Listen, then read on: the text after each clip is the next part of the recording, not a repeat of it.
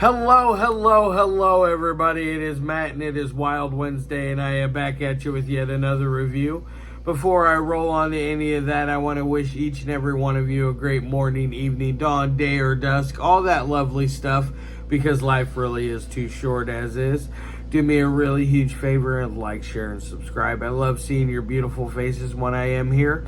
I know it's an awful lot, but I have an awful lot on my plate to review. And one last little tidbit of information, check out the description box. I give you a bigger bite of every single movie of every single day.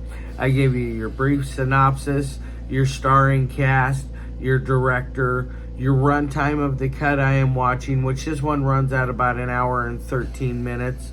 I give you a link for a trailer, a link for where you can purchase this bad boy, and if you decide, you can help support Matt's Movie Mania and toss me a couple of bucks. So with all that said in mind and all that out of the way, let's roll on to the film of the day. And today's came out back in 2018, and like I said, it runs at about an hour and 13 minutes. It is none other than Jason Impey's Snuffology. Wow, what an interesting little film. It is also available. I put the one for purchase in for the Visions of Suffering set that he has out through SRS Cinema. I feel like that is the best way to go if you're going to get some Jason Impey. You're going to get this. You're going to get Visions of Suffering. You get Digest, I believe, is also on there.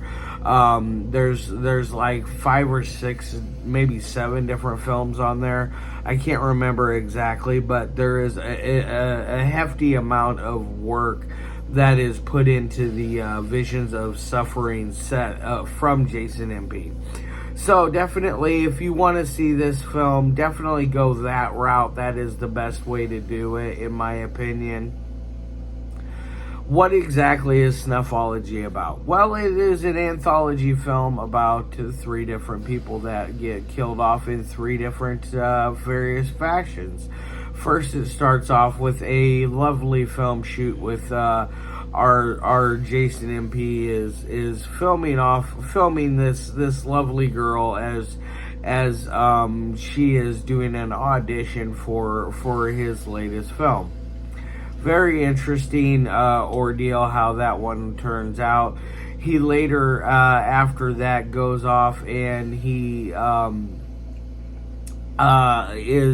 stops by a woman but sitting on the side of the road, smoking a cigarette and having I guess a good time. I don't know. She looks miserable to me.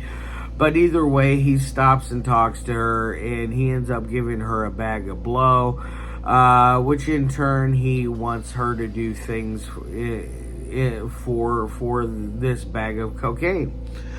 She quickly shows him her breasts, and they do other things. Eventually, they go off into a different area, and she fights back after he attempts to kill her, and she ends up killing him. Very interesting ordeal how that one turns out. I really liked it. And then I'm sorry, I skipped over a whole part with that one where he's filming with another woman, and they're talking about how his films are shit and that he needs to stop making these independent films and make something worthwhile. And she suggests that he makes some snuff films. She's the one that eventually fights back and kills him, and then she eventually kills herself in the long run. Now, the second one is starring our good dear old friend Martin W. Payne. He is calling a woman over to the house who is a dominatrix type.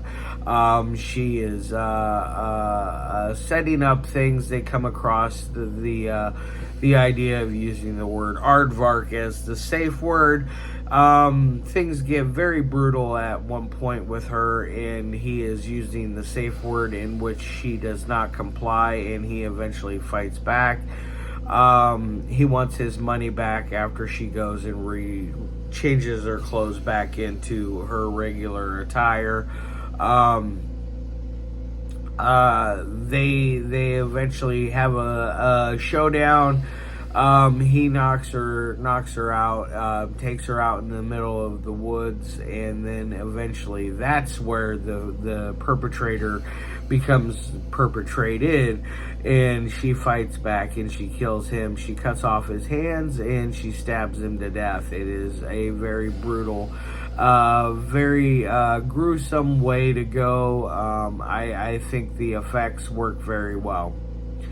And now on to the third segment, which was my favorite segment of all of them. It is got a lot of nostalgia, I imagine, with Jason, because there is a ton of old footage of him growing up being used in it, and it is quite interesting going through that time capsule of Jason's life.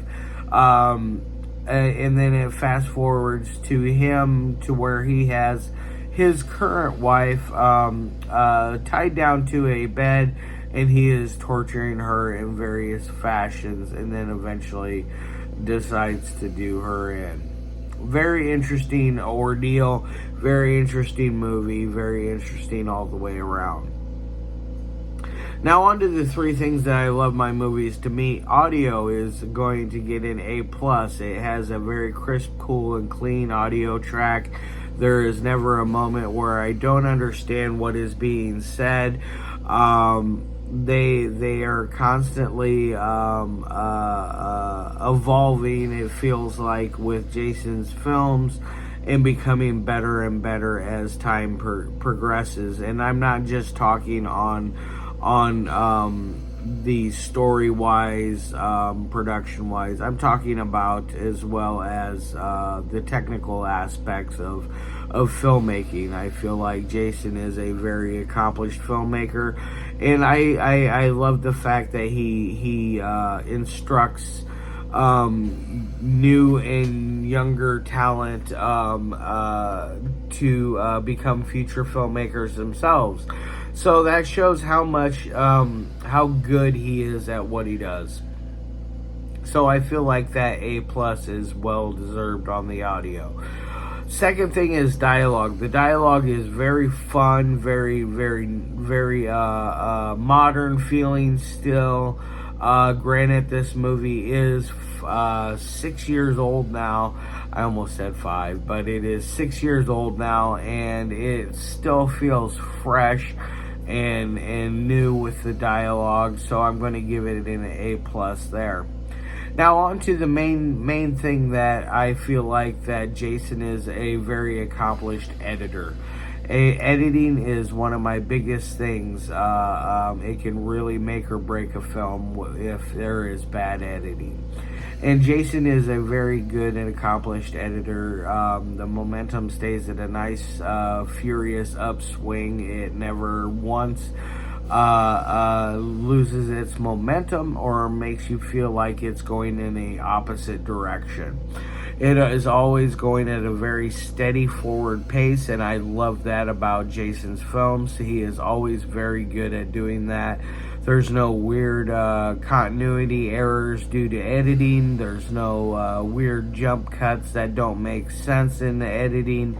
Everything is very smooth and feels gritty and grimy like it should, like with all of Jason's films.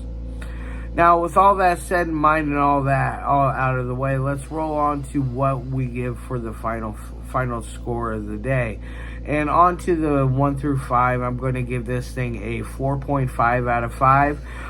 Jason, you are definitely well on your way to a 5.0 film. I have a feeling I know which film of yours will be that 5.5. Hopefully someday you let me review your film Autistic Movie or Autistic Boy or whatever the autistic movie. I really want to see that. I feel like that is probably going to be your 5.5 out of 5. Something about that one, everything I've read about it and everything I'm seeing about it just looks absolutely stunning. And I can't wait to see that one get released for a wider audience, because I feel like that's going to be a real game changer for him.